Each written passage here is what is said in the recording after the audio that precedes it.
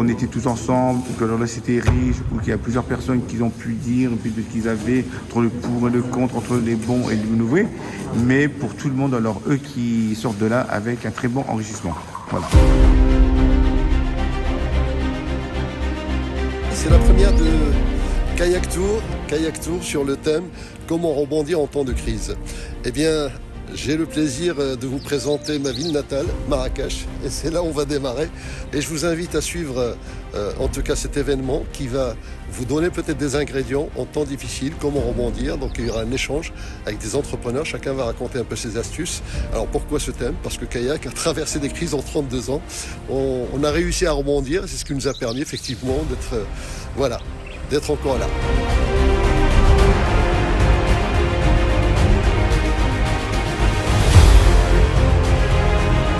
L'échec fait partie de la réussite.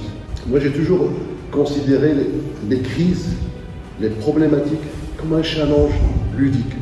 Tiens, il y a un challenge.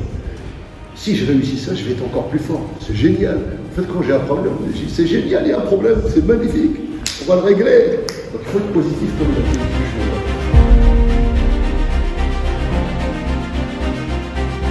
J'ai écouté avec beaucoup d'intérêt toutes ces interventions. C'est un plus pour nous les jeunes.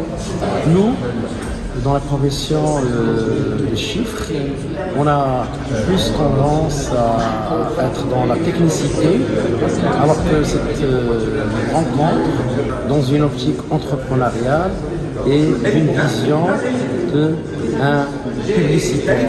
Donc ça change par rapport à nos habitudes. Et ça nous a permis en quelque sorte d'avoir une bouffée d'air par rapport à ce qu'on vit Je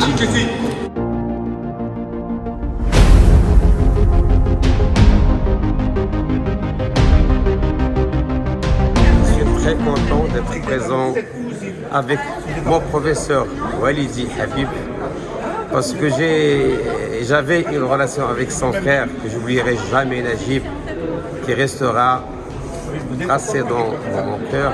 Et c'est pour cette raison-là, c'est un plus de voir son frère qui peut me rappeler, qui me donnera un plus positif.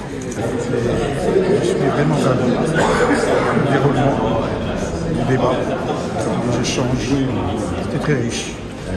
Mais aussi, j'ai bien aimé ce qu'il racontait. C'était passionnant, intéressant. Il y a deux types de management.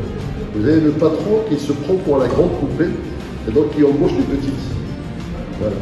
Et bien, son entreprise ne dépassera jamais sa propre taille. Et vous avez le manager qui se prend pour la petite poupée et qui embauche des gens plus grands que lui. Donc forcément, sa boîte s'agrandit.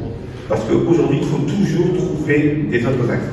Toujours se remettre en question pour trouver d'autres facteurs, d'autres axes. Après, mon papa, quand même, j'étais impressionné de ce qu'il a dit sur son entreprise, ça je savais pas.